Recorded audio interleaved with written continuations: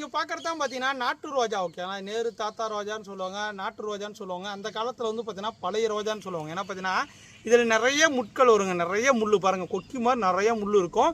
நல்ல ஒரு மரம் மாதிரி வரக்கூடியது. ஓகேண்ணா, கிட்டத்தட்ட ஒரு 5 அடி 6 அடி கூட 7 அடி கூட வளருது. நிறைய பூ வைக்குங்க, சும்மா சூப்பராக இருக்கும். ஆனால் பார்த்தீங்கன்னா மினிமம் 1 டேலே வந்து பார்த்தீங்கன்னா பூக்கள் எல்லாமே கொட்டி போயிடும்.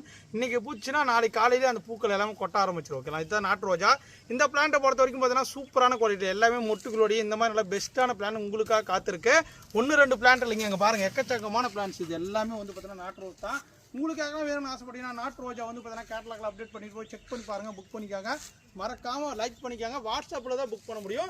பூ வந்து பார்த்தீங்கன்னா நல்லா டார்க் கலரில் வரும். ஓகேங்களா, பெட்டல்ஸ்லாம் ஜாஸ்தியாகவே இருக்குங்க. பாருங்கள் எவ்வளோ அழகாக க்யூட்டாக இருக்குன்னு. ஓகேங்களா, பாருங்கள் எவ்வளோ அழகாக அப்படியே பெட்டல்ஸ் எல்லாமே நெருக்கமாக இருக்கும். சூப்பராக இருக்கும். பூக்கள் எல்லாம் கொட்டிச்சுன்னா வந்து பார்த்தீங்கன்னா கீழே பாருங்கள் எந்த அளவுக்கு கொட்டி இருக்குன்னு பாருங்கள். இந்த மாதிரி வந்து பார்த்தீங்கன்னா ஒரு லைட்டான ஒரு ஃப்ராக்ரன்ஸில் ஒரு நாட்டு ரோஜா வேணும்னு ஆசைப்பட்டீங்கன்னா பழைய காலத்து நேரு தாத்தா ரோஜா. ஓகே, உங்களுக்கு யாரும் வேணும்னு நினச்சின்னா புக் பண்ணிக்கோங்க. Thank you, bye bye. அடுத்த சந்திக்கலாம்.